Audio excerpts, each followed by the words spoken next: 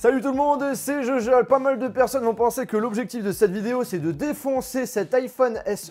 Eh ben non, au contraire, je vous propose de lister les raisons de l'acheter et les raisons de ne pas l'acheter. En effet, d'habitude, Apple est souvent critiqué à cause de ses prix. Et ben là, il propose un nouvel iPhone à moins de 500 € et du coup on peut se poser la question si c'est un bon plan ou pas. En tout cas, le gros conseil que je peux vous donner si cet iPhone vous intéresse, attendez ma vidéo de test et avis où je vais rajouter beaucoup plus d'informations. Après, sachant que vous êtes très nombreux à vouloir ce type de vidéo après la sortie du téléphone assez rapidement, voilà, je la fais, mais le mieux reste quand même d'attendre ma vidéo de test. Donc si c'est toujours pas fait, ben n'hésite pas à t'abonner, d'appuyer sur le bouton cloche. Bon, on va commencer par les raisons de ne pas acheter cet iPhone SE.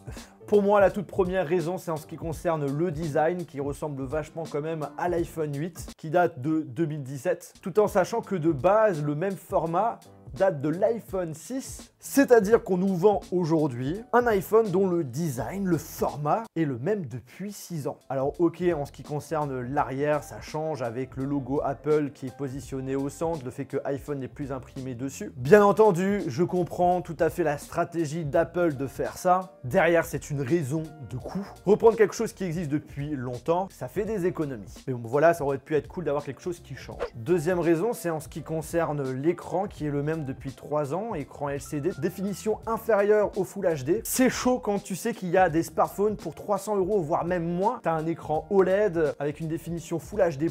Après, encore une fois, ça m'étonne pas, c'est comme pour l'iPhone 11, c'est un moyen pour Apple de faire plus de marge. L'écran LCD coûte beaucoup moins cher qu'un écran OLED. Mais bon, voilà, j'aurais bien aimé avoir un écran OLED pour avoir un meilleur rendu et pourquoi pas une meilleure autonomie. Parce que de base, elle est similaire à l'iPhone 8. Autre point important et qui était top avant, c'est qu'ils ont enlevé le 3D Touch qui a été remplacé par le Haptic Touch. C'est parti pour perdre du temps en laissant appuyer longtemps sur l'écran pour que certaines fonctionnalités puissent s'afficher. Donc là, on a le 3D Touch et là, on a l'Haptic Touch. Attention, 1, 2, 3. Voilà, c'est beaucoup plus rapide sur l'iPhone 10. J'ai envie de déplacer le curseur rapidement. Hop, avant c'était je laisse appuyer sur le clavier n'importe où et je le déplace comme je veux. Alors que maintenant tu es obligé de laisser appuyer sur le bouton espace et de faire le déplacement. Et donc regardez le temps d'attente. Voilà, c'est peut-être selon vous minime, mais à l'utilisation, ça change beaucoup. Un des points où je trouve que ça aurait été cohérent de l'avoir dessus, puisque c'est un iPhone qui est prévu pour être changé d'ici 4-5 ans, c'est au moins qu'il soit compatible avec la 5G. Alors certes, aujourd'hui, la 5G arrive petit à petit. Tout le monde n'en aura pas l'utilité tout de suite, mais peut-être que 2 ans, voilà, j'aurai un forfait 5G et j'aimerais pouvoir en profiter sur mon iPhone, que je souhaite encore garder pendant 2 ans. Et ben non, je ne peux pas. Ensuite, on aurait pu l'avoir, vu qu'on a énormément de bords en haut, c'est d'avoir le Face ID pour pouvoir déverrouiller son iPhone avec son visage. Non, Apple souhaite qu'on reste que sur du Touch ID. Personnellement, ça aurait été vachement cool d'avoir les deux sécurités ensemble. Ensuite, nous avons la recharge sans fil, donc ça c'est super, mais nous n'avons pas la recharge sans fil inversée, qui est maintenant présente pratiquement sur tous les smartphones concurrents. Avoir la possibilité de recharger le smartphone d'un pote qui n'a plus de batterie, ça c'est cool. Avoir la possibilité de recharger ses AirPods directement avec son iPhone, c'est plutôt cool. Donc voilà, dommage de ne pas l'avoir dessus. Après, certes, ça sera, j'en suis sûr, une nouveauté sur l'iPhone 12. Mais c'est vrai que voilà, cet iPhone SE n'est pas prévu pour être commercialisé chaque année. Et j'en suis convaincu que d'ici 3 ans, tous les smartphones, même à 300 €, pourront recharger en sans fil d'autres produits. Bah là, je ne pourrais toujours pas le faire. Par contre, il y a un truc qui m'a fait un petit peu marrer, c'est le fait qu'il y a pas mal de personnes qui ont indiqué le fait que cet iPhone, comme grosse nouveauté par rapport à l'iPhone 8, on a la recharge rapide.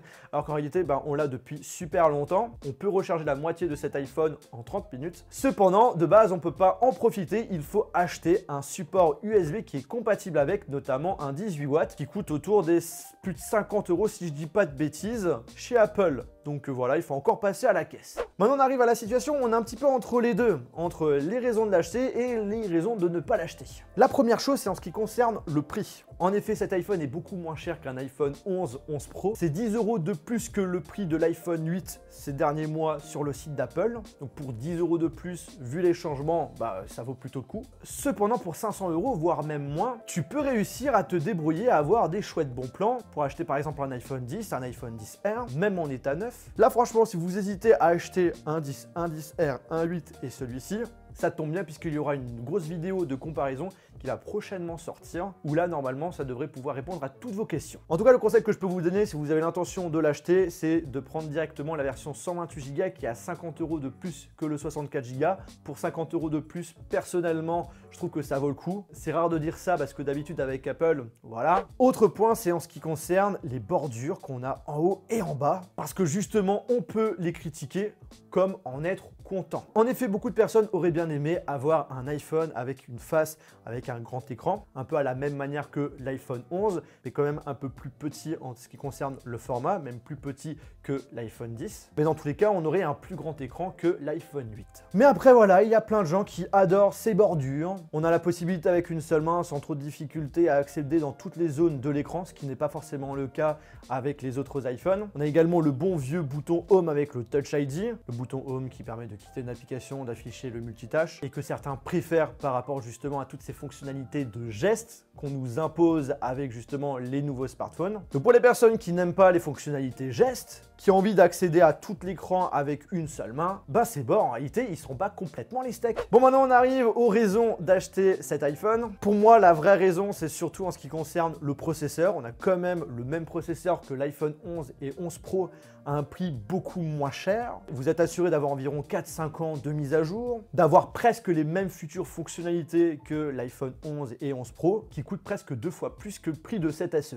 Ensuite, on parle encore de prix, c'est l'iPhone le moins cher. Si tu souhaites vivre ta première expérience Apple et que tu n'as pas forcément des gros budgets et que tu veux absolument le nouvel iPhone tout neuf, acheter chez Apple, bah, j'ai envie de te dire c'est un excellent choix. Qu'on le veuille ou non, l'univers Apple est vachement cool. Leurs produits sont de super bonne qualité, c'est simple à utiliser, on comprend tout. Si tu as plusieurs produits Apple, tu peux les connecter ensemble. Tout est intuitif, il n'y a vraiment pas de prise de tête. En plus de cela, les services et le SAV chez Apple est top. Donc si vous avez un quelconque souci avec votre iPhone, s'il est bien sûr sous garantie, en général, il trouve une solution qui devrait vous convenir. Autre raison, si vous avez acheté des coques, des bumpers de chez Rhinoshield sur votre iPhone 7 et iPhone 8, eh bien c'est tout simplement compatible avec votre iPhone SE. Donc s'il est en super bon état, ben, vous n'avez pas besoin d'en racheter. Et si vous n'avez toujours pas de protection sur votre smartphone, ben, n'hésitez pas à passer directement chez Rhinoshield. Bumper, coque, écran de protection anti-choc. Tu fusionnes tout ça et tu es sûr d'avoir la protection la plus optimale possible. Et en plus de cela, vous avez ma propre collection avec mon logo. Voilà, genre celui-ci, moi je le trouve hyper classe. Je vous laisserai checker tout ça dans la description. Vous avez le lien et vous avez également moins 10%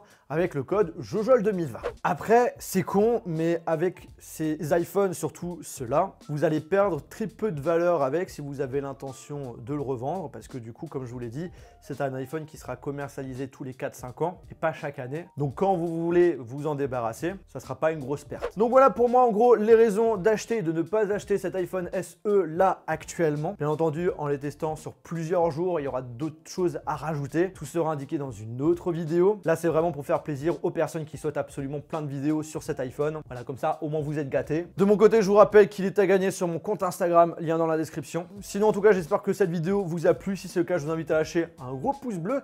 Et sur ce, on se retrouve comme d'habitude dans une future vidéo. Oh, ça m'en fait plein de smartphones ces temps-ci. Oh là là.